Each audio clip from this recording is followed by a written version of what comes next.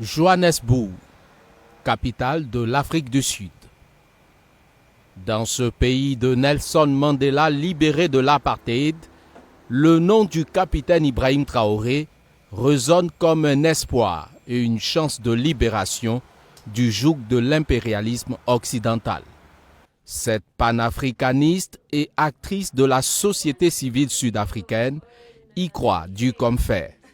Dr Kanisile Shabalala aborde fièrement des t-shirts à l'effigie du président du Faso, en qui elle voit un leader éclairé. He represents a breath of fresh air. Le président Traoré représente pour nous une bouffée d'oxygène. Il dit et fait les choses que nos leaders ne peuvent pas dire et faire. Pour nous, il représente cette voix qui dit « il faut que ça change ». Cela signifie que c'est son droit de dire à la France de partir. C'est aussi son droit de reprendre les ressources naturelles de son pays.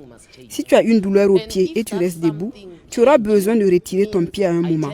Donc pour nous qui avons été dominés par le système colonial occidental, il est temps maintenant de dire à l'Occident « va-t'en ».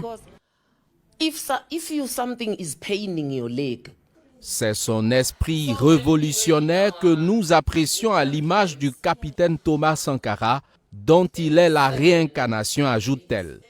Devenu député sous la bannière du Parti des combattants pour la liberté économique de Julius Malema, un parti qui prône le sankarisme et le panafricanisme, elle compare le capitaine Traoré à des figures historiques de la lutte anti-apartheid telles que Steve Biko.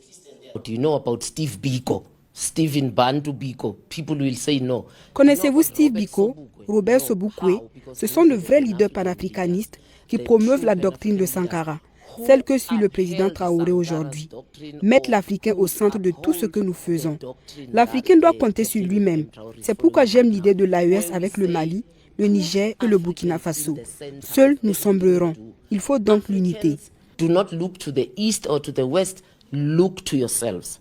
Si le combat du père de la nation arc-en-ciel, feu Nelson Mandela, a consisté à lutter pour l'indépendance politique de son peuple, celui du président du Faso, selon cette ancienne amirale de la marine sud-africaine, consiste en la libération économique de son peuple. Le président Traoré dit que nous ne pouvons pas avoir l'indépendance politique sans l'indépendance économique. Et c'est vrai. Mais Mandela n'a travaillé que pour l'indépendance politique, pas pour l'indépendance économique. En fait, si tu as l'indépendance économique, tu auras l'indépendance politique. Engagée pour la cause de la femme, elle reste convaincue que la révolution ne peut se faire sans cette frange de la société. C'est pourquoi elle annonce bientôt une action au Burkina Faso en vue de soutenir les femmes ayant subi des traumatismes du fait de la crise sécuritaire.